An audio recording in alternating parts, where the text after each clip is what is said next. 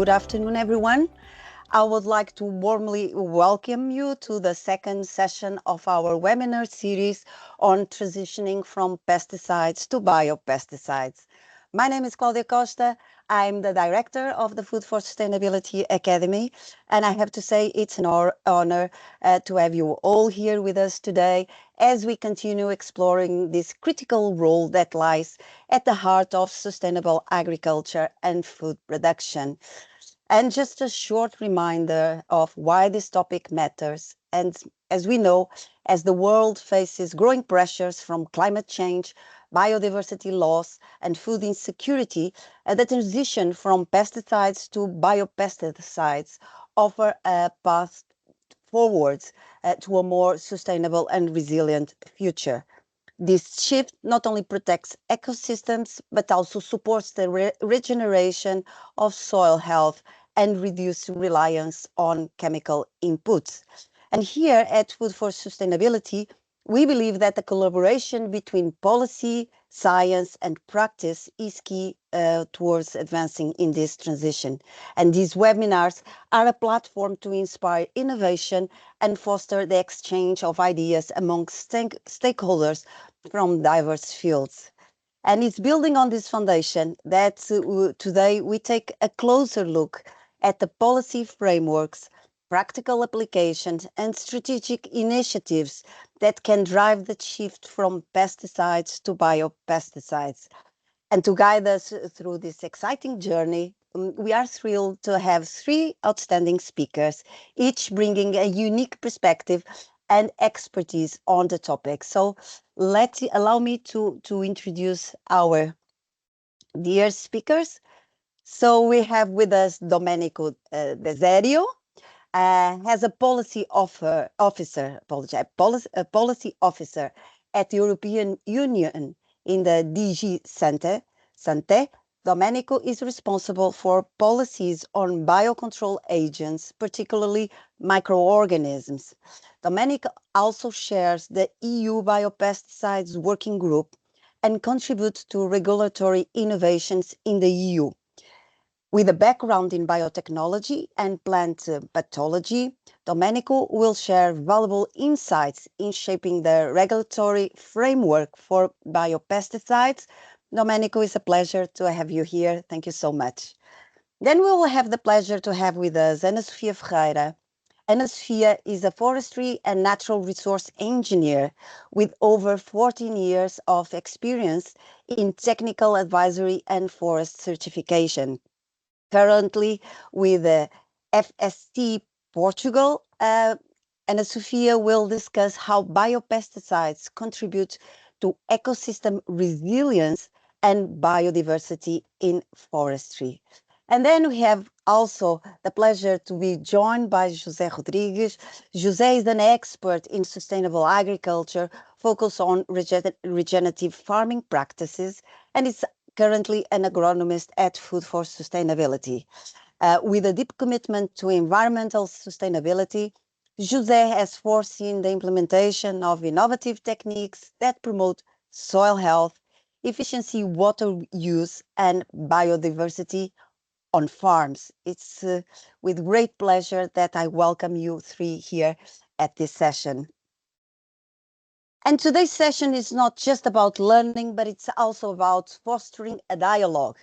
As we hear from our speakers, I encourage you to think about the implications of their work for your own sectors, whether in policy, in research, or in agriculture practices. We'll also have a Q&A session at the end of each presentation and at the end of the session, so feel free to write down your questions in the chat throughout the webinar. Just before we proceed, here are some important notes about this webinar series. Let me just remind you that they are brought to you by GROW and Food for Sustainability. They are part of the GROW initiative from EIT Food, designed to build knowledge in sustainable transitions. And Food for Sustainability is thrilled to be a proud partner in bringing this content to you. Also, you are probably aware that at the end you have the opportunity to get a certificate by just completing a short quiz. So please stay engaged and make the most of these sessions. A short reminder also about our Soil Health and Function Laboratory. Food for Sustainability has at your disposal a Soil Health and Function Laboratory designed to assist farmers in decision making, particularly regarding issues such as biocontrol, crop nutrition, and resilience to external stresses. And also a short reminder to tell you that we have now opened our summer school on soil systems and regeneration. And we are hosting this program that we believe is a transformative program for anyone feeling the need to address systemic challenges or to find a purpose or even to take action. So it's more than just soil.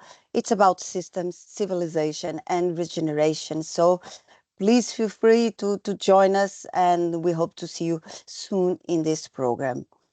And after this short introduction, I think it's time now for us to start warm up. As always, we have prepared a short Slido for you. So I now invite you all to join a Slido. I believe that we already have the QR code from Slido. Yes. Alternatively, if you don't want to join through the QR code, please use the browser in your PC, www.slido.com. In the hashtag window, just type in F4S Academy, and let's see what we're going to learn in Slido today. So whenever you're ready, I'm ready. I always learn with Slido. The team always prepares these interesting questions. So can we have Slido? Okay, so which of the following countries have the highest pesticide use per hectare? Funny enough, I don't see anyone in Slido. Please, come on, team. Yeah, 3 people. Thank you so much. Okay, and this data on pesticide consumption is available from Food and Agriculture Organization, mostly known as FAO, and its National Agriculture Statistics. So the question is it Brazil, Mexico, and Argentina? Is it China, Japan, and South Korea? Or is it Canada, Australia, and New Zealand, India, Indonesia, and Pakistan? So the group of countries that have the highest pesticide use per hectare. And that's true. We do think that, especially the legislations that just passed in Brazil, more relaxed about the use of pesticide. But data shows that it's indeed China, Japan, and South Korea that have the largest consumption. So China is the world's largest consumer of pesticides overall, with high usage rates in intensive agriculture system, particularly things like crops like rice, fruits and vegetables. Japan focusing on fruits, vegetables, and tea, and South Korea, particularly intensive farming practice in crops like rice. So China, Japan, and South Korea, although these countries are also making a big effort, they are still in aggregate terms the ones that have more pesticide per hectare. Thank you so much for taking part. So now let's have a question on transitioning to biopesticides. And I think we have heard this before here in our webinar. So which of the following countries are at the forefront of the transition to biopesticides in the European Union? So Italy and Spain, so our dear Mediterranean brothers, France and Germany, Poland and Greece, Sweden and Denmark. Okay, so France and Germany, Sweden and Denmark, Italy and Spain, Poland and Greece, the ones that are using, that are ahead of the transition to biopesticides. We have our votes, and we know that the EU has stringent regulations on chemical pesticides, which has accelerated the transition to biopesticides. But it's indeed countries like France and Germany that are at the forefront of this movement. So well done.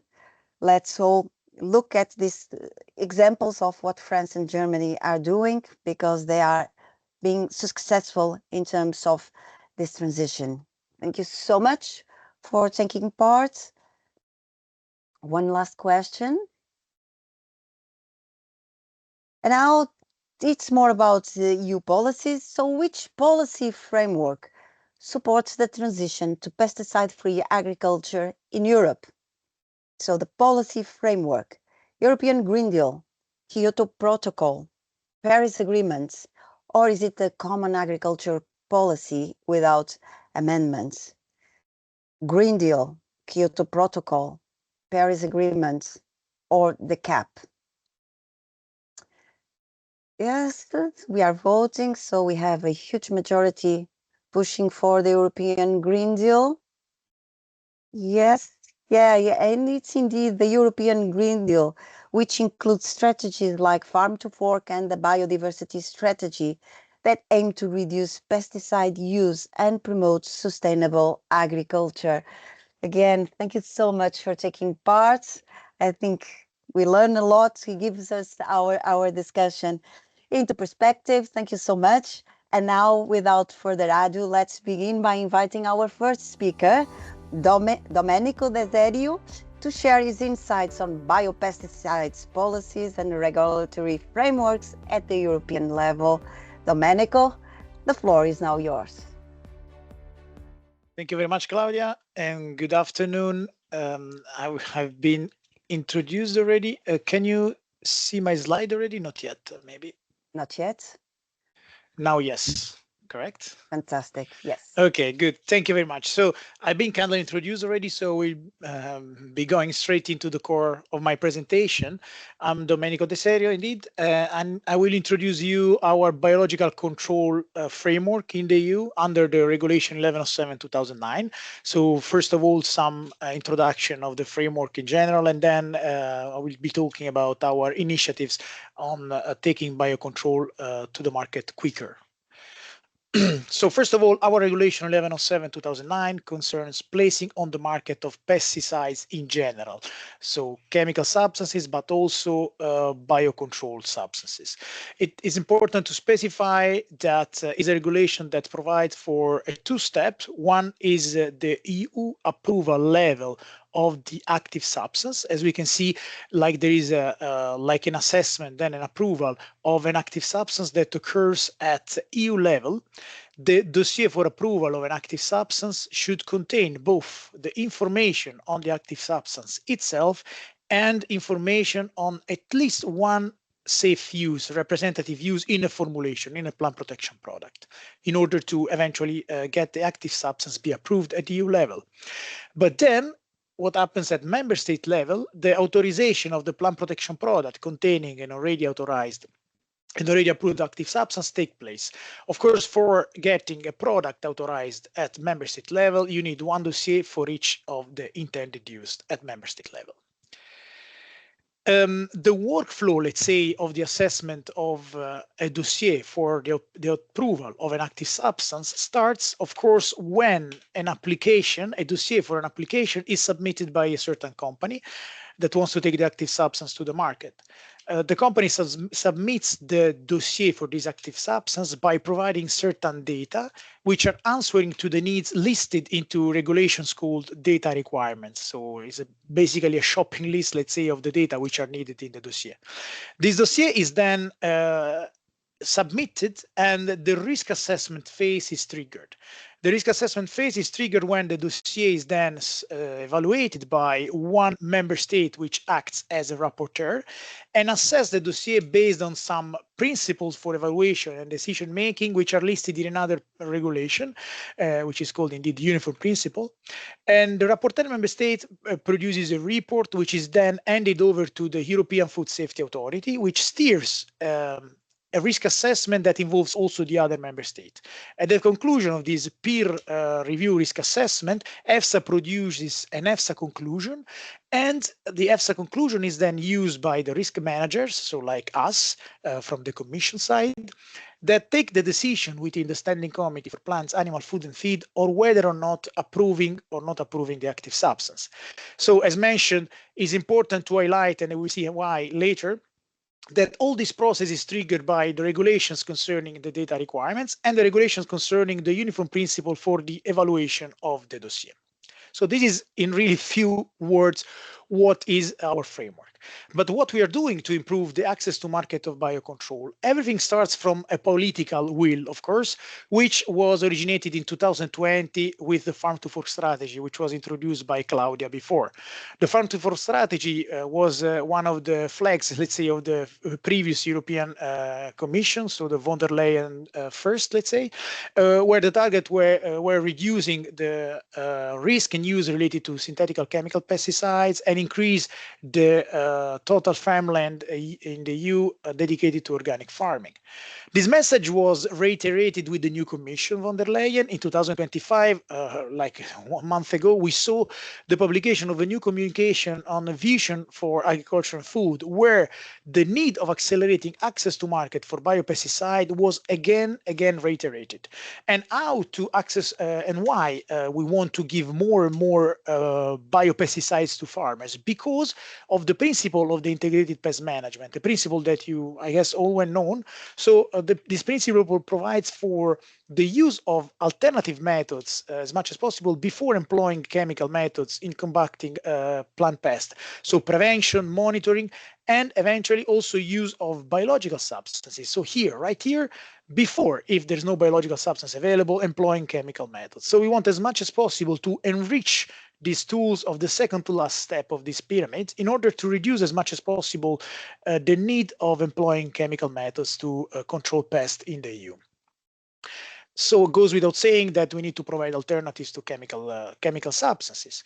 This chart, the following two charts, so this one and the next one, are not fully updated because we still don't have a definition of biocontrol or biopesticides in Europe. So here we're just talking about observation of trends. But of course, the chart will be updated with more precise data once, hopefully soon, a definition of biocontrol will come in Europe.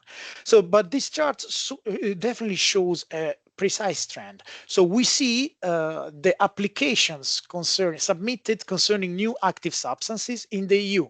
In dark blue, you see the applications concerning substances for biological pesticides. In light blue, substances concerning chemical substances, synthetic chemical substances. So we see that more or less the number of applications is remaining stable, fluctuating a bit, but remaining stable. But we clearly see that the number of applications concerning chemical substances is reducing over time, but this reduction is compensated by the increase of submissions concerning biological substances. This is a very important data, and is confirmed also by this other slide that shows the availability over time of low-risk non-chemical alternatives. Again, these slides will be updated. For instance, here we have only general numbers. For instance, pheromones are not yet included here, but pheromones will be for sure part of the definition of biocontrol. So the numbers are higher than this. But here what I wanted to show are two things. First of all, the increasing trend of availability of low-risk or alternative to chemical substances. And also the fact that the biggest chunk of low risk or alternative to non-chemicals active substances in the EU is represented by the microorganisms. So this dark blue bar at the bottom concerns the microbiological active substances. So this was the reason why, when we started taking initiative on fostering access to market of biological active substances, we decided to give priority to initiatives concerning microorganisms. So not to limit it to this, but give priority to, because they would have had a bigger impact on expanding the toolbox for farmers. In addition, microbiological active substances are most of the times approved as low-risk active substances, so approval period is longer, and also they are fully eligible to be used in organic farming. Very important. Hence, as mentioned, we give priority to legislative initiatives to fostering access to market of microbiological active substances. How? In 2020, we produced the first guidance document on metabolites of concern. So in order to support risk assessors to assess the risk related, the possible risk related to the use of microorganism in pesticides. In May 2021, we had the new guidance document published on the assessment concerning antimicrobial resistance. The breakthrough happened in November 2022, when the new data requirements and decision-making criteria for microorganisms entered into applicability. So here, do you remember this slide I showed before? This innovation in November 2022, it's really fostering the access to market of these substances, because it's really making these four pieces of regulation in these two first steps, as I showed before, faster, because the new regulations are more fit for purpose and are more updated based on the new science.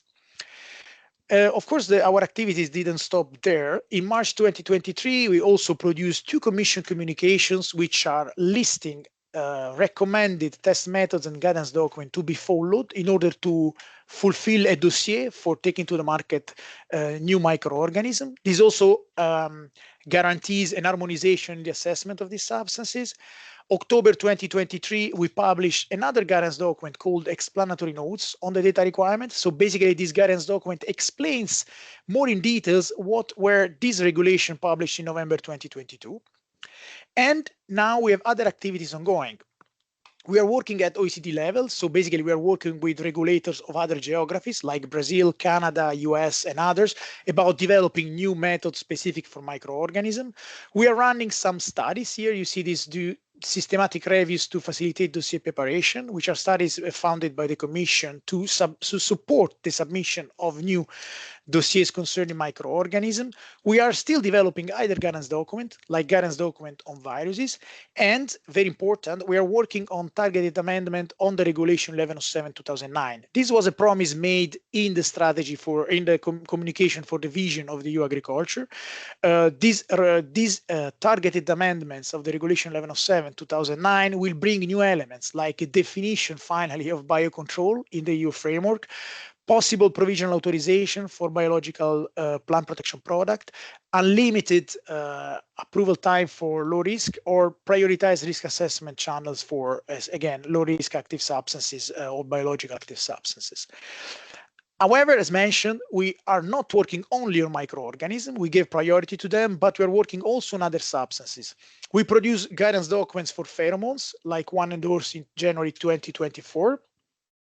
We produce a guidance document also for other biological active substances, which structurally wise are chemical substances, but are not synthetic chemicals, are still biological substances. So we are talking about, for instance, RNAi or peptides. So we produce guidance documents for that too. We are now working again on the data requirements, but just on the part of the data requirements that concerns chemical substances, in order again to foster the message that biological substances can be also chemical by nature, and we want to facilitate also access to market of these substances. And we are now working on another piece of regulation, which is called biotechnology, regulation that it will touch upon biotechnology and biomanufacturing initiatives that may also foster access to market of other biological substances which are chemical in nature. Of course, due to the time constraint, I cannot explain everything now, but I'm happy to take questions after. Goes without saying that this is a moving target. There is a lot of innovation coming, and for us regulators, it's quite difficult to keep the pace. We need to keep the pace, but we need to be careful in what we do, of course. I want to bring two examples of where the difficulties of keeping the pace are quite evident. In for instance, new regulation concerning microbiological active substances that entered into force in November 2022, we gave the possibility of consortia of microorganisms to be considered as a unique active substance. You work a lot with microbiomes. That's a consortium. Those are consortia of microorganisms, basically. So, of course, applicants can also use soil microbiome, for instance, as plant protection product. This would be very effective because normally combining different mode of actions, if the microbiome has an effect, of course, on plant pest, can reduce theoretically speaking, the insurgence of resistance in the plant pest can have higher efficacy. But of course, the risk assessment, there are some questions on the risk assessment, how to assess many microorganisms that act together. We are discussing this within our EU biopesticide working group, which is a group of experts coming from different member states, which I have the pleasure to chair. And of course, we are brainstorming on how these new technologies, how this microbiome or consortium should be assessed. So if the data requirements should be followed strain by strain, or each data requirement should be considered for the full consortium. Discussion is ongoing, especially considering that consortia might have different nature. So we can use natural consortia or synthetic ones. So consortia which are really made up by putting together different strains which don't occur together naturally, and so on and so forth. Other challenges of the risk in the risk management area are, for instance, concerning in general the evolution of science. Here we make the example on the environmental risk assessment. I have this example about application of pesticide. We know that there is a lot of new methodology about how applying pesticides on the field, and this triggers question how science evolve fast, but our regulators should keep up the pace with this. So different technologies in applying pesticides and different type of pesticides.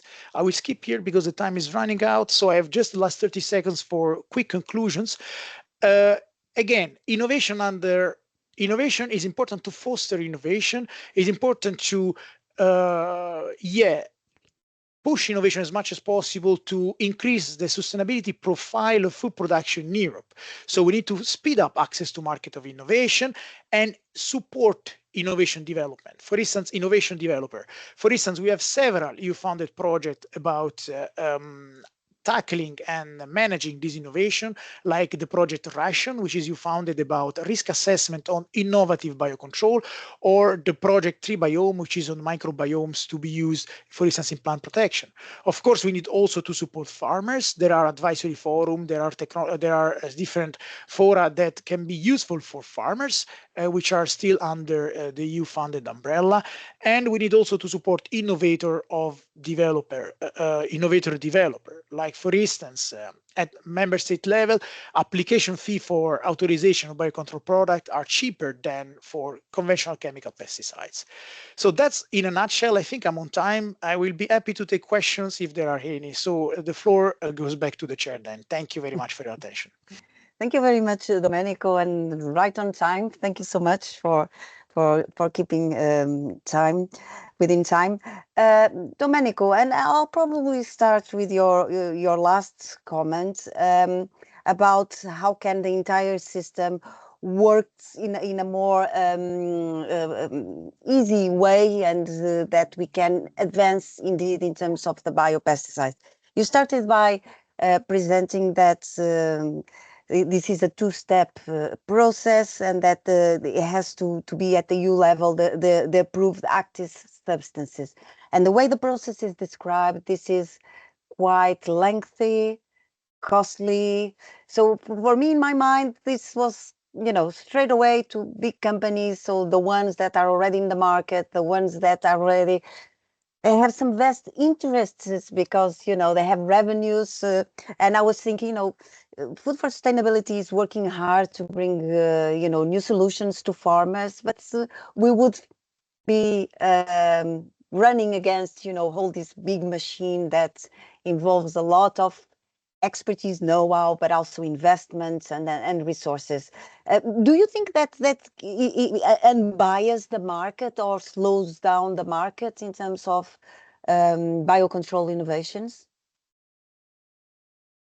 Well, the EU system is pretty strict because as a cornerstone, the protection of EU consumers and the environment, first of all.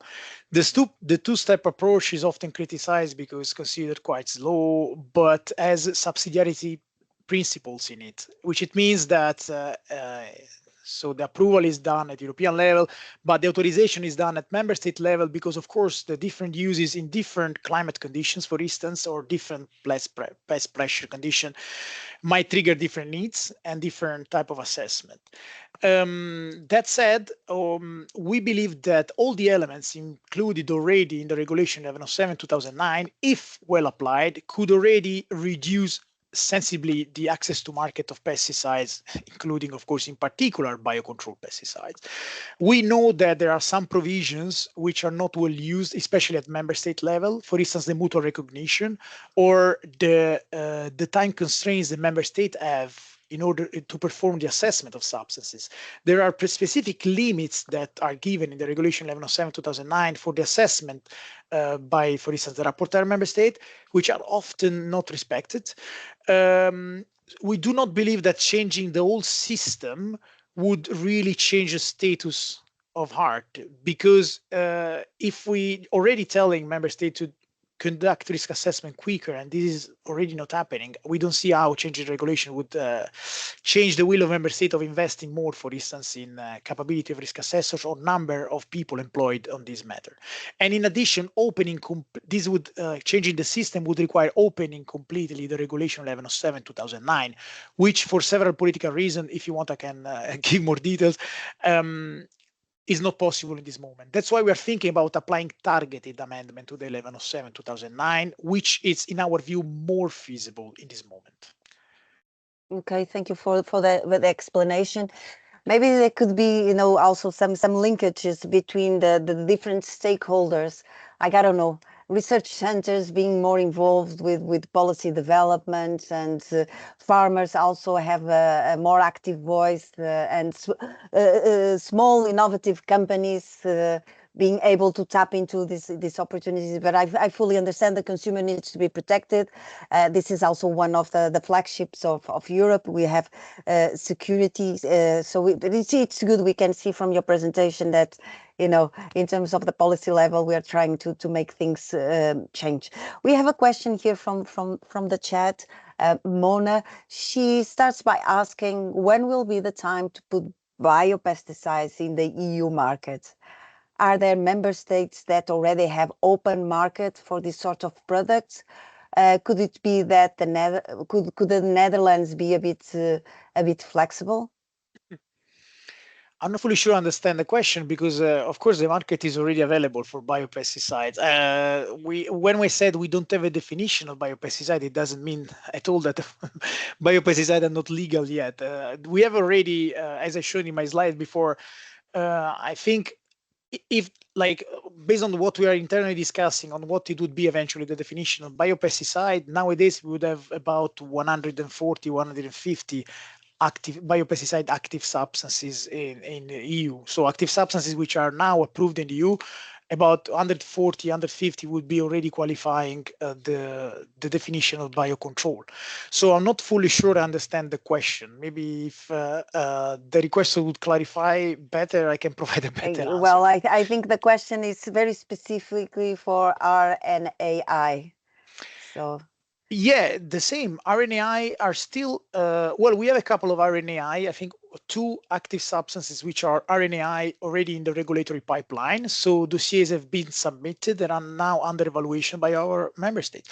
Our regulation is already flexible enough to allow all the technology coming to the market. The difficulty, so they're not forbidden. The RNAi are not forbidden on the market. They can go on the market. As I said, there are 2 under evaluation. The only difficulties now is that we don't know, let's say, these substances yet enough to provide, for instance, specific provision on RNAi in the regulation, because now we are assessing 1 or 2 active substances, but we cannot provide the legal text on that yet because it would be too early, it would be counterproductive. But the regulation allows these active substances to come to the market. On the contrary, we really welcome them, because we need more and more of these substances on the market to combat plant pest, and also to have more, let's say, case studies to improve also our regulatory framework based on the experience we would gain by assessing them.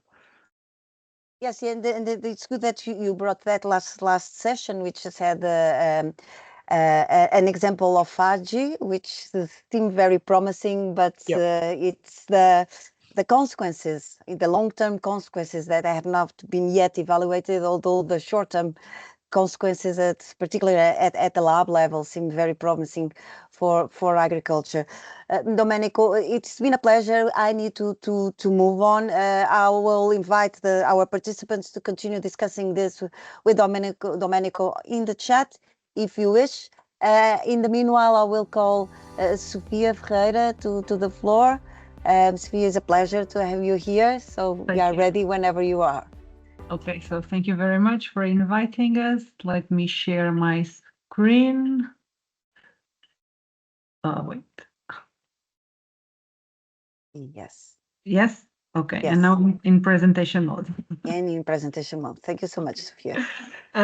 So thank you very much. So I've already been presented by Claudia, and I work at FSC, and I think the first thing I want to explain is what is the Forest Stewardship Council, because maybe some of you don't know, and if you know, you will have more information. So FSC is it means Forest Stewardship Council, and it's a certification scheme, and we are an organization of members. So we are a member based, and we have this governance system where our members are divided into 3 different chambers: social, environmental, and economic, and they have the same amount of power. Okay, so when we have in our meetings, when we are presenting or deciding any type of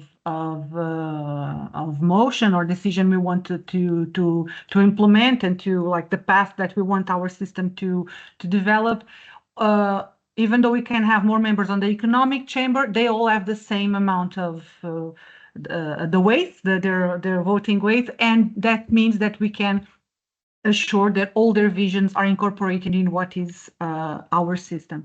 And this is our mission: to promote environmental appropriate, social beneficial, and economical viable management of the world forest. So we are an organization that is present all over the world. And here I have some like the big numbers for the organization in the world. I work for FSC Portugal, but FSC was created in 1994, so we celebrated 30 years last year, and this is our big number. So we have more than 100, I don't know how to say this number, 150 million hectares certified forests, and we have the 103 locally adapted forest stewardship standards. It's the forest management standards that the forest managers that implement that want to be FSC certified have to implement, and they are locally adapted to the context of the countries that they are being developed. And we have over than 80 active projects that verify ecosystem services. This is a possibility that the system has, where the forest manager has the possibility of showing, measuring, and verifying the impact of their forest management, and then have access to what is like now the ecosystem services markets. So like this is the big numbers. But then to explain what is FSC, what do we offer, how do we work? So really the idea is from forest to consumer and beyond the value chain. And so it all starts in the forest with the forest management certification. This is my role here at FSC Portugal. I'm responsible for forest management and ecosystem services. And then it starts on the forest with the forest management certification, with the forest stewardship standards that are adapted to the local context. And then this is like the first link of all this chain that we call the chain of custody. So all of these other companies need to also be certified. And then there's these voluntary add-ons that the system also has, that is for forest managers to verify the impact. Okay, so they can measure and they can show the impact of their forest management activities, so that you can, when you are complying with FSC standards, you are not just producing a product, you are managing responsibly your forest. And so all the work that you do on promoting ecosystem services is something that you can value. You cannot value as a product because there's not a product, it's an intangible thing, but you can value through this verified impact. And then you have also this voluntary add-on of FSC aligned for EUDR. EUDR, I'm not going to go for it, but it's the European Union Deforestation Regulation. And so we also have this voluntary add-on to help our companies that are certified to comply with this big challenge of UDR. We are known as we are a principles and criteria organization. This is our core standard. And so I have here like the 10 principles that all the forest management, all the forest stewardship standards have to incorporate. And once they are adapted to the local context, for instance, in Portugal, we do not have Principle 3 because we do not have indigenous peoples here. But in other countries, they do have this principle. So first one, comply with all applicable laws. So then we have the second is the well-being of workers. Third is indigenous peoples. We don't apply here, but in other countries, it's a very important principle. The fourth is the well-being of local communities. This is very important in Portugal because we have a lot of forest areas that are managed by local communities and are important for them. So this principle 4 is important. The fifth is the management of products and services, okay, to improve the long-term economic viability, social benefits, and environmental benefits. The sixth is about maintaining, conserving, or restoring ecosystem services. Okay, and on this sixth principle, we have it is required that certificate holders, so the people that implement forest management certification, to have 10% of the area they manage dedicated to conservation. Okay, this is something that is within one of the criteria of this principle.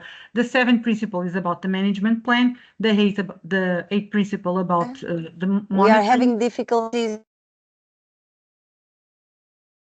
Are you listening? Sorry, Sofia. You can continue.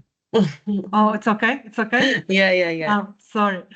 So the 8th is about monitoring. The 9th is about high conservation value. So we're already on the 6th, on the principle 6.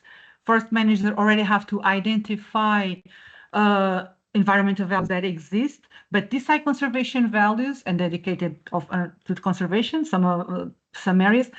But this 10 principle is about high conservation value. So for instance, if we have an endemic species, okay, it is a conservation value, but it's so valuable that it's not protected on the 6th principle. It has a principle of their own, let's say, and it's considered an high conservation value. There are 6 types of these values. And then the final one is related to the management activities. So assure that the management activities are done in a way that do not harm all the ecosystem services and species that are there present. And so this is like the core of our forest management. But then what we have is that we have some additional policies that certificate holders also need to comply with. And this is what, just before that, just because I thought it was interesting to put this slide here because this is the Food for Sustainability, and we are the Forest Stewardship Standard Council, and sometimes you can say, oh, but forest, it's wood, and so what's the relation? But no, it is really possible to certify, and we already have cases in Portugal of certified honey, for instance. We have already also fruit, okay, fresh fruit and nuts. So this is also possible to certify. So this non-timber forest products is, if it's produced in the management unit, that is certified. You can also have the FSC, and of course means that these products that you can eat, that are also food, and that come from the forest, were produced in an area that was responsible managed, and that all of those principles that I've shown before were complied with. And what I was saying is that, so So this is our standards: prevent deforestation and degradation, contribute to fighting climate and biodiversity crisis, protect endangered species, uphold the rights of indigenous people and local communities, and ensure fair wages and safe working conditions. So our standards, and this means that all those food products would be coming from areas where this was implemented and avoided. But what I was saying about this pesticides policy is that you have the forest management standard that you need to comply, and then you have additional policies that you also need to comply. And this is one of the cases.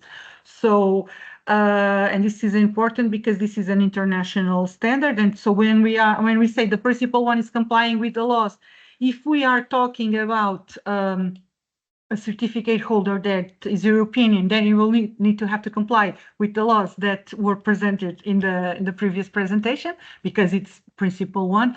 But if you are talking about other countries, maybe the laws on pesticides use are more loose, let's say. And so, but once they are certified by FSC, then they need to comply with this policy that I'm going to present. So this policy is related with one specific criteria of Principle 10 that's related to management activities, and it lays out the position for managing the use of chemical pesticides in the FSC certified management units, and is related with our criteria 10.7 that requires that there's the use of integrated pest management. Okay, so it is possible to use pesticides, but you have to have this integrated pest management. Oh, what? This is not moving. Okay.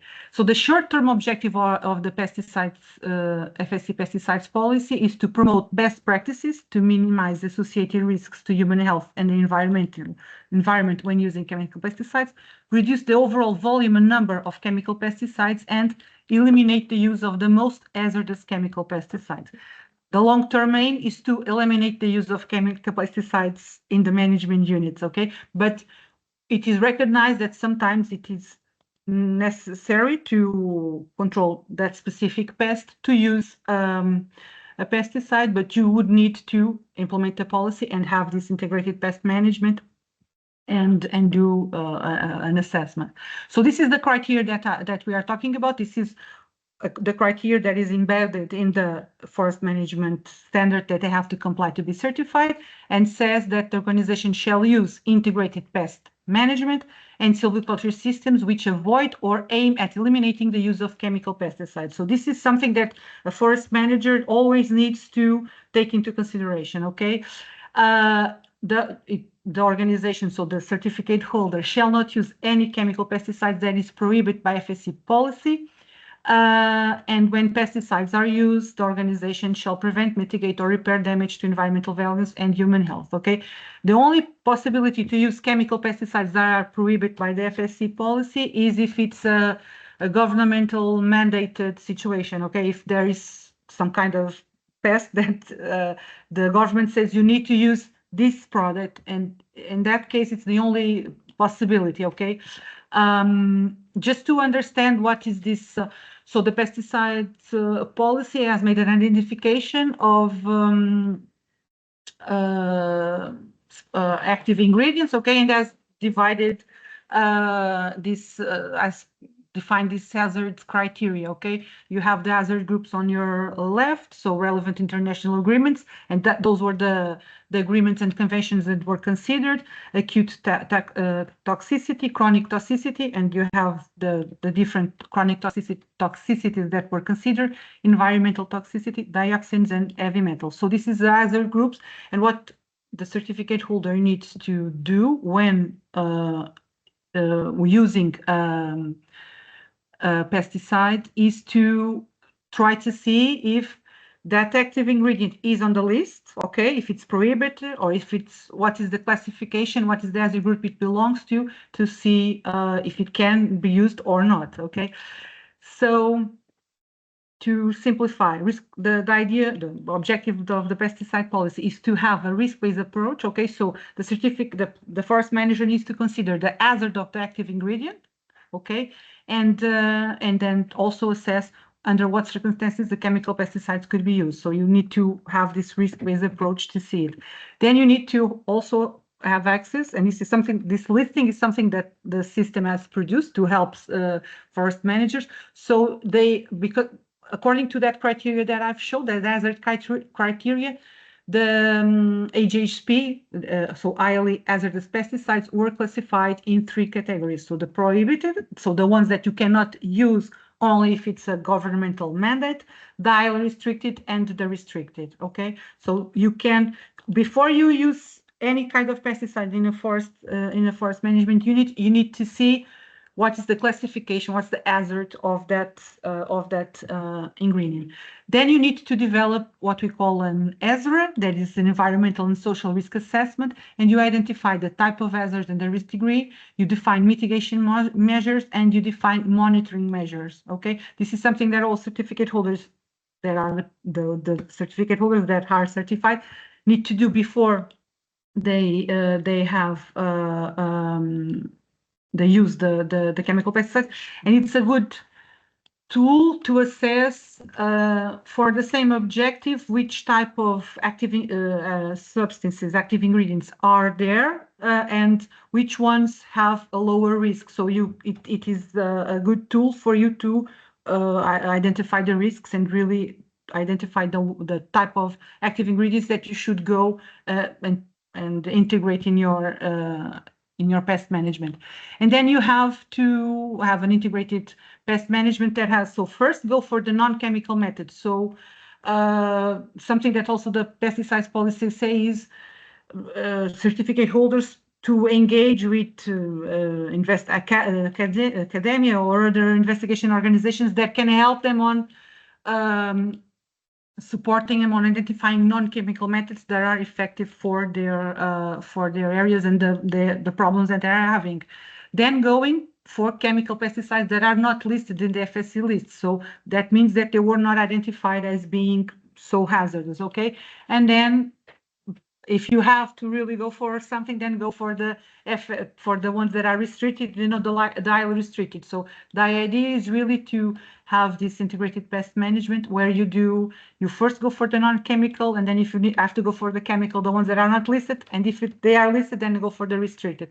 And so this document, this ESRA document, is something that helps you assess the type of hazard and to really choose the best possibility. I can tell you that in Portugal, so this is not something that the pesticides policy say, but in Portugal, this ESRA, this document, is something that is done among all certificate holders. So we have a technical committee for standard development, etc., and we do it jointly. So this is really good because what happened is you have some certificate holders that are using some type of substances, some type of active ingredients or products, and others are using other types. And what we have done is we have developed an ESRA for all of those products. And so you can really see a vast types of active ingredients and commercial names, because it's also written there. And so you can really see which ones are more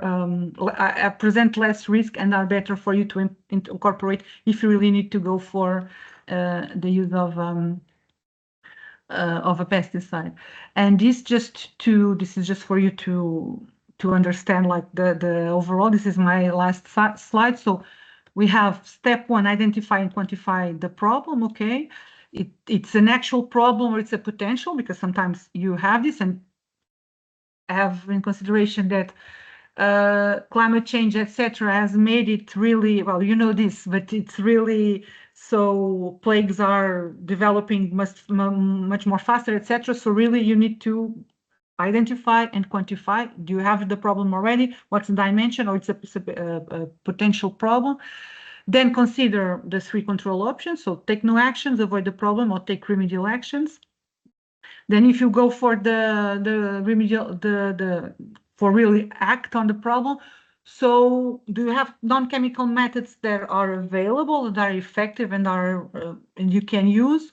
Okay, go for it. If not, okay, if you go for the chemical method, and so identify the HHP, then prioritize and categorize your HHP according to the hazard, okay, and then regulate the HSP according to the risk. It's a restricted or is it prohibited, okay? And then, of course, you also have to monitor the impact, okay? You need to see if, the impact of the products you are using. And then if there are damages to environmental and human health, you would need to repair and compensate those damages. So this is like an integrated approach, and this is something that in your integrated pest management you do need to consider.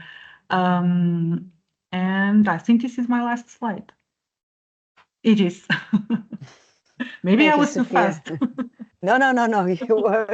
You had a lot of knowledge. One can tell that you know a lot about the subject. You really give us a lot of knowledge in a very short amount of time, and thank you for that, Sofia. So, Sofia, just a clarification question. So, while you're awarding the certification from the Forest Stewardship Council, farmers and forester providers can face problems, okay? And you mentioned that there's several of steps in terms of their decision-making process that they follow, and you assess those decisions that they take by the day.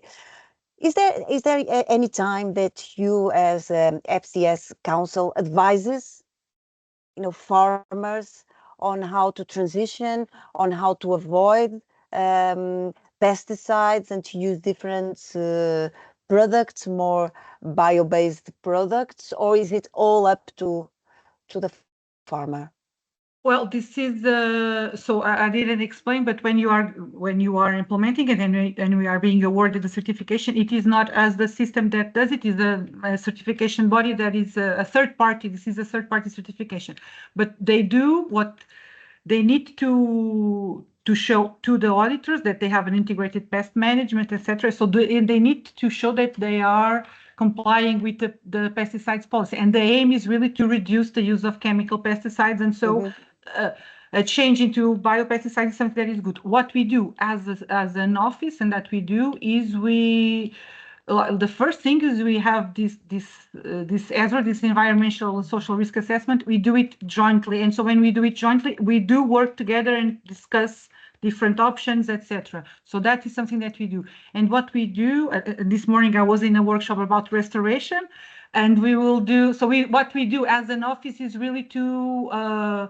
something that we're doing here, like a transfer knowledge. Okay, so that we do. And for instance, next month we will have one on biosegurança, biosafety, can I say yes? So, and it's going to be into invasive species control, okay? And so in that, we will talk about all the different possibilities for controlling invasive species, and you are transferring knowledge, so we always invite an expert, and of course, if it's the name of the system, of course, we're always going to prioritize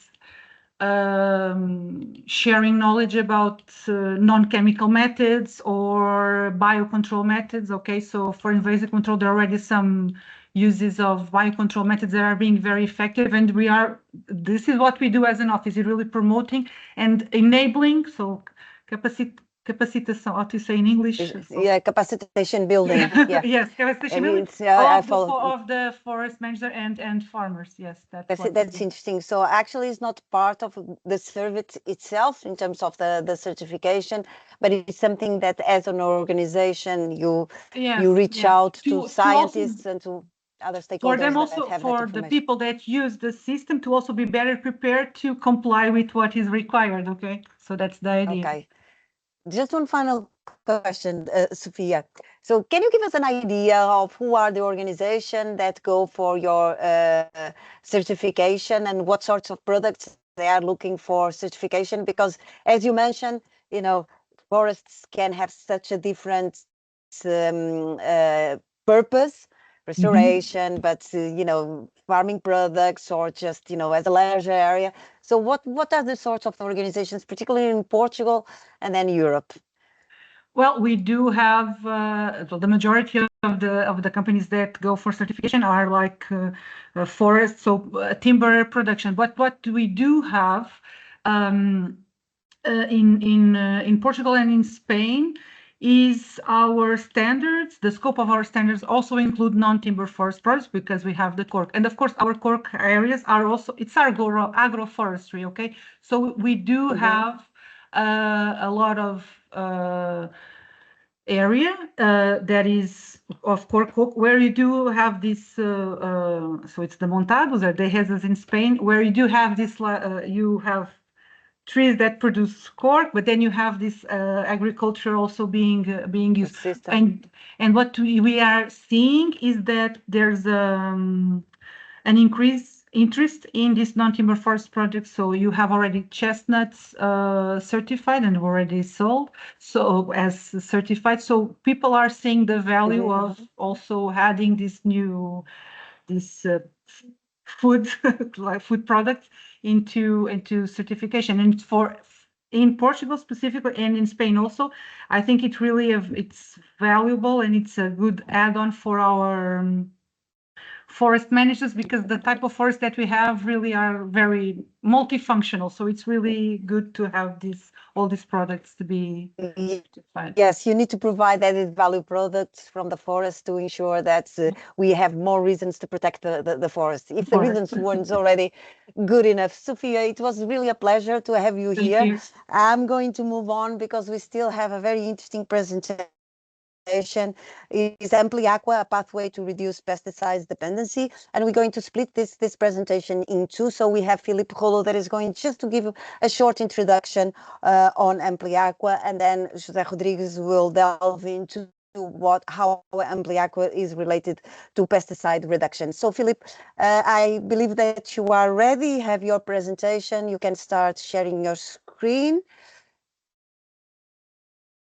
And we can see your presentation, Filipe. We're ready whenever you are. I think I'm already sharing. Not sure if you can see. Yes. Can you? Yeah. Okay. So good afternoon. Thank you so much for the invite, for being here.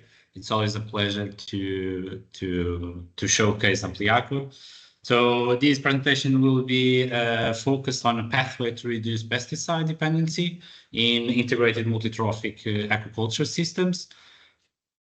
This works. So AmpliAqua, what it is a pre-commercial R&D unit for innovation in sustainable food production. It combines an integrated multi-trophic aquaculture system to support the transition to circular and economically viable food production systems, focused on digital transformation, innovative solutions, and byproduct valorization circularity. So a brief overview of AmpliAqua. It contains 3 trophic levels for production of fish, greens, and microalgae. Each circuit operates independently to ensure water quality and a better control. The fish effluents are processed and used as nutrient sources for the plants, and a final nutrient polishing is done via the microalgae in the race base. So this is just a brief information on our system. So we have a land-based recirculating aquaculture system where we can do production in both fresh and salt water due to a borehole that we have for the salt water. It contains 12 tanks of 2 cubic meters each, and it possesses 7 different technologies for water treatment and for nutrient recovery within the fish waste. For the part of the greens, we have a bioponic unit, which is composed of 3 sectors. So in the first sector, we have 2 independent pre-industrial, where we can do different formulations for our production. It has a growth area of 300 square meters and is composed around 300 bioponic towers. And we also have 1 independent R&D sector for testing different formulations in a small scale, where we have 4 different lines to perform control tests and triplicates. So our innovative method for the bioponics composes of a solid medium, where we have coconut fiber and perlite for the germination, and expanded clay, which is included within the vertical bioponic towers, and this then is frequently irrigated with treated fish effluents, with the aim to use 0 synthetic fertilizers and only having biological nutrients due to all the valorization of byproducts within the sectors in AmpliAqua. Moreover, we also have the microalgae production, which is composed of several steps. So we have two inoculant phases before the 2 raceways that we have with 5 cubic meters each. Above all these, AmpliAqua also has a SCADA system for automation, monitoring, and control of all the data in the integrated management platform. And this is composed from the various sensors that we have integrated, not only in the greenhouse, also in the RAS production, the bioponics production, and also in the raceways. Above all this, what we have for the AmpliAqua as a unit, as a building, is we have AmpliAqua powered with photovoltaic PV systems, sorry, with Tesla battery storage. So right now AmpliAqua is nearly zero energy building, which is our focus in terms of sustainability. Also this goes as well with the circular approach that we have for the use of the resources and the minimization of the waste, with the biodiverse crop portfolio, including turmeric, basil, and microgreens. So these are a brief pictures of AmpliAqua, so you can have a better understanding of our facilities. This is all the greens that we have tested so far, which we are now focused more in terms of production in basil and arugula. And the mission and vision of AmpliAqua is to pioneer regenerative circular food systems, to scale EMTA bioponics as a global model for sustainable agriculture by integrating research, development, and impact-driven innovations, with the aim to eliminate the dependency on synthetic inputs and maximizing the efficiency. Our core principles are diversity-driven biocontrol, proactive diagnostics, and zero chemical input. So now I'm passing the word to José Rodrigues. Oh, thank you so much, Filipe. That was really, really exciting. May I just ask one question since you are here? Yeah. Can we visit? Because it seems like it's very innovative, and these are systems that we're not very used to having in one single place. Where is it located? Is it open to the public? Yeah, we can arrange visits. So AmpliAqua is located in Nazaré, most commonly famous for the big waves. Most of the times we do visits for public to I would call it social engagement, because one of the things we aim, not only in AmpliAqua, but all of these food systems in terms of regenerative, soil health, and so on, is we have to engage with people so people can better understand these issues, the challenges that we have, and what we aim to achieve. To achieve, I think it was. And for sure, public is one of the major, and consumers are one of the major driving forces for demands on these products. One final question, Filipe. You mentioned consumers. Do we have commercial products from? Is it possible to buy all these lovely baby lifts that you just showed there? Yeah, right now, AmpliAqua is being used as a test bed service. So AmpliAqua facilitates the facilities so startups and SMEs can validate and develop their technologies. Right now, we have a program for doing this in a co-funding scheme. Above this, we have production on the greens. So we are doing production of basil, which is right now being commercialized for restaurant sector.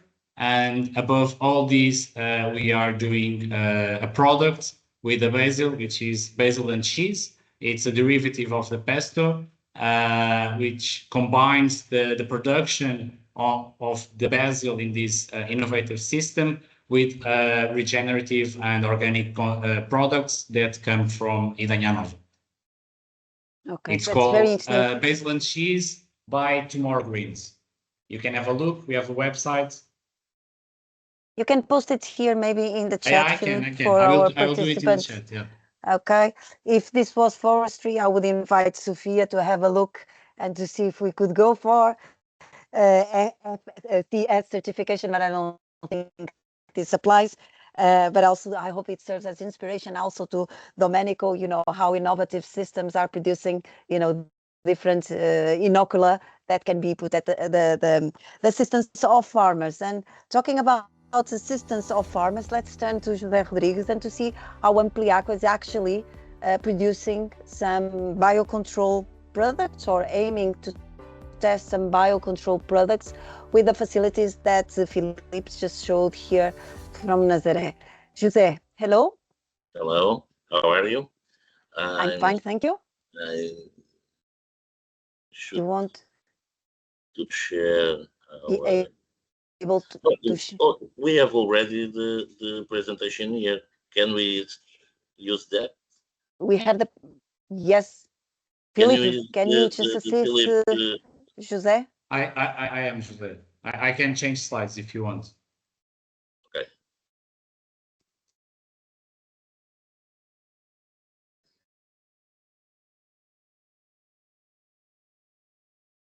I think it's this. Okay, José is trying to share, but if not, José, we have the presentation from our end. We can easily... We have to wait because I have low Wi-Fi.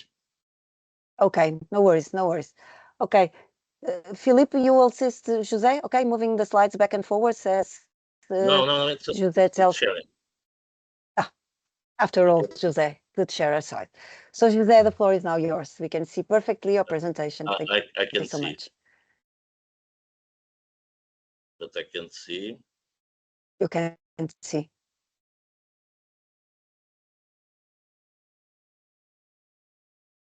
You see the presentation? Yes, I can see. You can't. Okay. So José, what we'll do, I'll try to share from my end, and we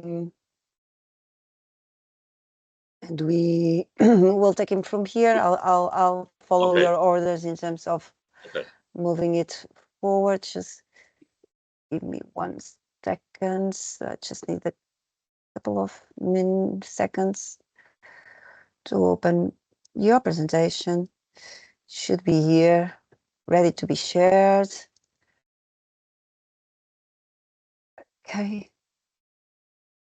So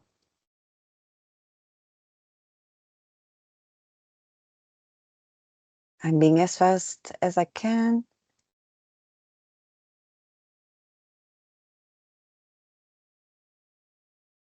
José, I'm here at your assistance.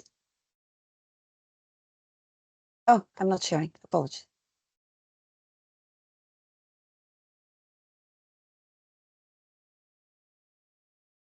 Thank you, Claudia. You already listened what Filipe said. What is AmpliAqua? So I start to tell you what is our approach in our plant production. Our biocontrol approach it has the mindset of fight nature with nature. So every day in the morning, the first step is biotic monitoring. Yellow and blue chromotropic traps host plants, monitor the health of the plants on a daily basis, visual observation. The second step is the abiotic systems monitoring, temperature, humidity, radiation, nutrient solution, electroconductivity, and pH. If factors are favorable to the development of pests and disease, a biologic treatment strategy is defined. Next. Oh, sorry. If the effect points are in the fungal attacks, we see the plants and we have a fungal attacks. It's detected if the affected plant area is superior 5% in more than 5% of the plants, 5% of area in 5% of the plants, targeted treatment is applied. In the pests, if superior of 5 adults are found in chromotropic traps, targeted treatment is applied. If visual observation in the crop shows superior 5 adults, targeted treatment is applied. Types of treatments that we use. In the number of affected plants under 5%, remove contaminated or diseased plants immediately. We take out the plant which is a fungal disease or a small egg of an insect. Use yellow and blue sticks pads for insect monitoring and identification. Next. There are many photos of problems detected in 1 year of production.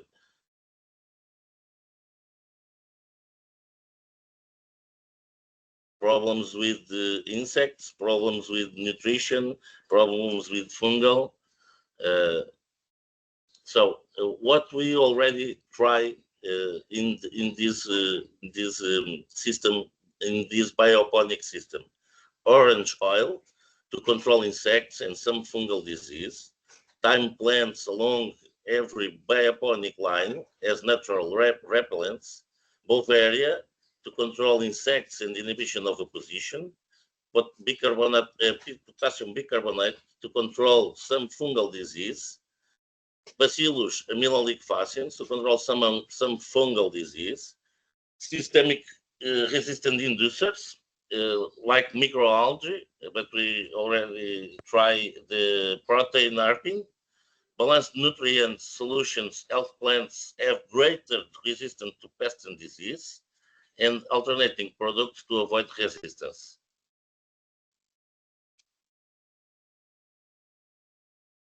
What we're going to do in the future? New biocontrol agents to experiment. Encarsia formosa to target white flies, Aphidius colman control aphids, and Aureus to thrips predator. This is our insects benefic to put in the green yard. But use of phytozoids to predate aphids and Neozeus californicus also to aphids predator. But new biocontrol agents like fungal, bacteria, and virus. The examples we are now define a strategy like trichoderma in fungal and bacteria Bacillus subtilis, and we want to try if we have license a baculovirus to the fungus problems and insecto problems. Natural volatiles for insect repellents like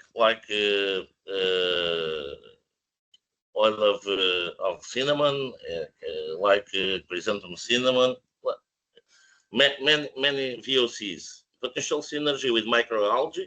The microalgae grow from aquaculture effluent. It's our production in that tanks. Then other like UV and light spectrum tools, UV traps for flying pests during the night, and light spectrum manipulation to deter insects. Hotels as a defense, it's very important, good root development, use of mycorrhizas and rhizobacteria, support systemic immunity under abiotic stress, utilization of amino acids like glycine and betaine. Pheromone disruption, it's another combat method, like targeted mating disruption for specific pests, compatible with closed greenhouse environments. Towards a living bioponic system, combining nature-inspired practices with science, the AmpliAqua model sustainable, circular, and intelligent. what we grow in bioponic productions. Now, all aromatic herbs and medicine plants. In the future, we're gonna expand our vineyard to fruits, vegetables, and edible flowers. That's the products that we already have to commercialize.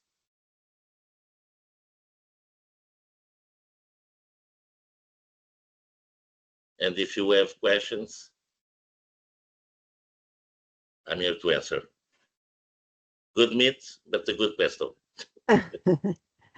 Thank you so much, José, and José, special thank you for making the effort to be here. I know English is not your favorite language, but it was very clear, and we know that you're very knowledgeable about the topic, but it's more difficult to make the message across in English. So thank you so much for explaining. And I have to say, I did a blind tasting with your pesto, and I have to say that it's really very, very nice. Nice product. I invite everyone at least to give it a try. And healthy without pesticides and without pesticides. Okay, so very interesting, José. And you may answer in Portuguese if it is easier for you. You have a lot of experiments going on at AmpliAqua. Okay, how can this be translated to the farmers? Do you invite farmers to come to AmpliAqua to try your approaches, or do you want this to then be transferred to the fields outside AmpliAqua? O sistema AmpliAqua é específico com a aquacultura, mas podemos substituir a aquacultura por um sistema de animal, ou seja, vaca, ovelha, porco, portanto, nós podemos adaptar o sistema AmpliAqua a qualquer outro sistema, inclusive ao ar livre. Nós já temos alguns pilotos neste sentido, com a economia circular, com agricultura regenerativa. Eu não entendo a agricultura regenerativa sem a introdução dos fermentadores animais, ou seja, sem os bioreatores naturais. Nós vamos instalar um bioreator na AmpliAqua para multiplicar os micro-organismos que vão saindo das nossas análises microbiológicas do Arruda Lab. José, let me interrupt you because let me just try to translate to the rest of our participants. So what José was saying, that now the tests are in the greenhouse, but some of the tests have been taken out to the field, namely through regenerative demonstrators that José and his team are developing. And one of the things is they are waiting for the bioreactor that is about to arrive to AmpliAqua, where we will analyze the microorganisms that will be assisted by our laboratory, Arruda Lab, and then the ones that are, identified are going to be developed in the bioreactor to serve broader purpose in terms of regenerative farming.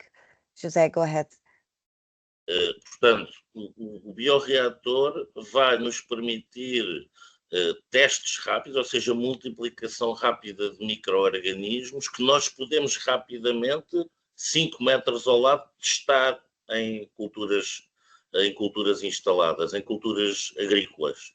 Portanto, e com os fungos e as pragas a predar a nossa cultura. Portanto, nós conseguimos, em tempo, diria que de uma semana, obter resultados sobre uma determinada estirpe de um fungo ou de uma bactéria que queiramos experimentar. Ou seja, nós conseguimos validar se de facto aquela base de dados com aquele micro-organismo funciona. E depois é tentar extrapolar para através da comercialização ou da de pôr à disposição formulações de bioestimulantes baseados neste tipo de micro-organismos à disposição da agricultura portuguesa, espanhola, europeia ou mundial, porque isto depois transforma-se sempre para uma coisa mundial. Yes, sure. Those are worldwide problems, José. So, yeah. Well, I'll give it a go. So, José was just really explaining the process, how this can be scaled from the experiments that have been performed here and at AmpliAqua with the results.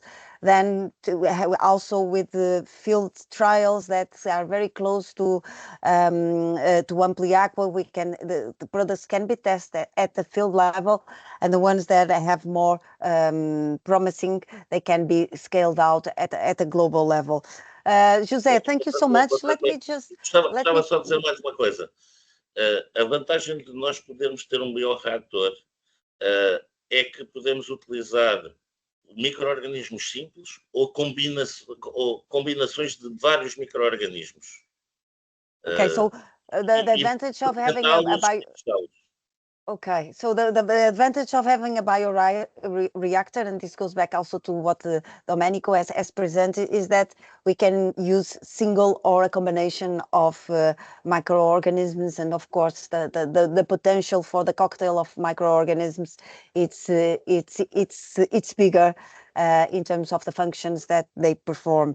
I would like just to take an opportunity also, since Domenico and Sofia are here. Domenico, you mentioned that, you know, this is a lengthy and a process that involves a lot of stakeholders. So if you have every stakeholder watching our webinar here today, and if you live here, that tomorrow each of these stakeholders will take an action tomorrow to support this transition, what would you like it to be?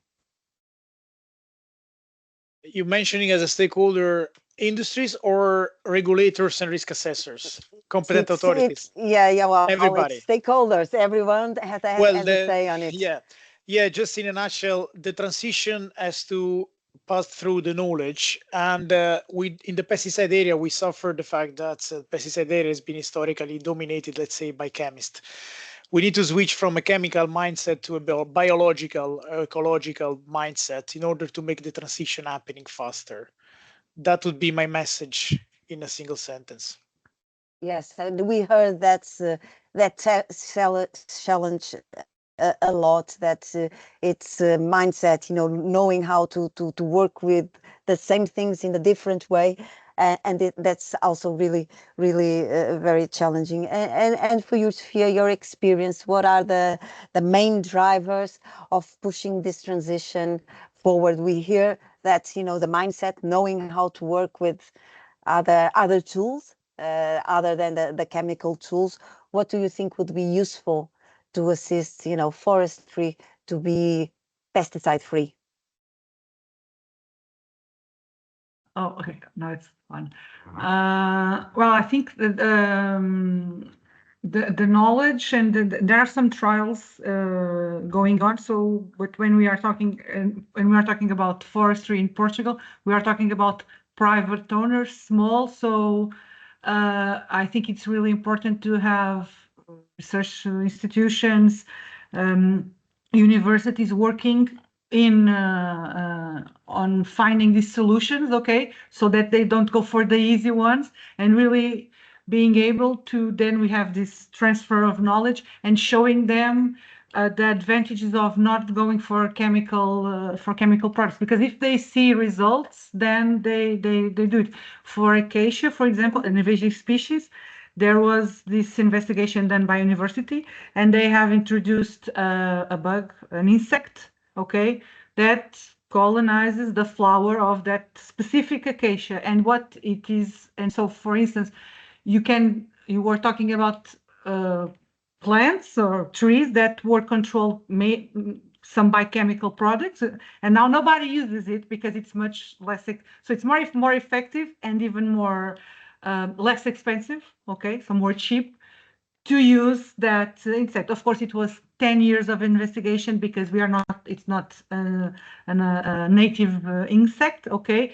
So, but these efforts that can be done at higher level, let's say, I think it's really important because if forest managers see effective results, they easily shift. They really just need to know that what's out there and how they can use it. So I think that's the main driver is really investigation and research, I think. Yeah, but I think you also mentioned that it's collaboration between the and two then sides. Collaboration, of course. Yes, bringing them together. Yeah, so that knowledge cannot stay in the research institutions and the universities. It needs to go to the field. Yeah, that goes back to Domenico last slides where he was trying to push all the stakeholders and the innovation ecosystem to come to the forward so that this doesn't stop it. But Sofia, we fully agree with you. We also hear a lot that we need to hear more from each other, to learn more, and because everyone has different types of knowledge, and it's important that everyone is in the same loop. Thank you so much, José. And for you, one final question: how long will it take the innovation from AmpliAqua to come out to the fields, and what would you like to be the main, if you had to have one single support, what do you think would be the most needed? Eu vou explicar em português e depois traduz. Nós, através do Food for Sustainability, já temos muitos projetos em andamento no campo, diversificados em fruticultura, horticultura, pecuária e agropecuária. Portanto, nós temos muitas aplicações já e muitos pilotos a decorrer. Em termos de AmpliAqua, dá-nos as ferramentas de poder experimentar rapidamente algumas soluções das quais não tenhamos bem ainda o domínio. E então experimentamos em casa. E ao experimentar em casa, depois conseguimos extrapolar para o campo. Portanto, eu acho que a transição vai ser mais rápida do que aquilo que se possa pensar.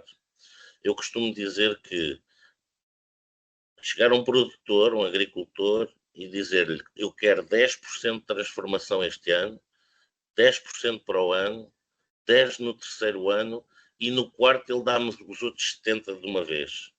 Porque percebem que funciona este tipo de abordagem.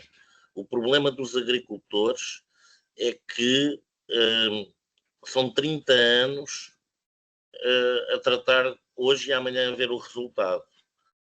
Só que eles todos os dias criam um desequilíbrio, todos os dias criam um caos. E isso, o meio ambiente não está preparado para responder a isso. O meio ambiente responde mais lento. E, portanto, eu acho que a transição em 3 anos far-se-á. Uns porque creem que vão arrastar os outros que são menos crentes. Okay, very good, José. So José just referred that we have through Food for Sustainability several demonstrators in the field, very diversified. We have fruticulture, horticulture, and also livestock experiments. But at AmpliAqua, what we have is tools that allow us to experiment in-house, and then based on these experiments, go out to the field. And this is a way to accelerate the transition to more regenerative systems, namely the ones that don't need chemical input. Furthermore, José is also an experienced farmer. He believes that the transition needs to be taken at small steps. So if we start by asking farmers to do a pilot in 10% of their area in the first year, the second year another 10%, the third year another 10%, as they perceive the results, they will, on the fourth year, they will be willing to give it a transition in the other 70%. So small steps, it also allows the farmers to learn It also allows to test, but also the nature to adjust and to adapt. And if we convince, the main, a few farmers, the others will follow. And our webinar has come to an end. I have to thank you all for taking part. For those participants that are waiting for me to show you the form to have your quiz, I now give you the forms that you can fill. This is a very short questionnaire for you to have your certificate. It's also here in the chat. And it's also great to see you staying for so long and following us throughout this series. Has definitely been a pleasure to have you here. And while you're filling in your forms, let me just remind you that we will continue. We will continue next Thursday, and next Thursday we will look at pesticides and the limits that the law allows for pesticides, with very relevant implications for consumers, for retailers. What are these limits? What they entail? How are they set up? Within even, again, a regulatory frameworks. So we will dive into a little bit more into biocontrol and how we can promote this transition. From my end, it was a true pleasure to have you here.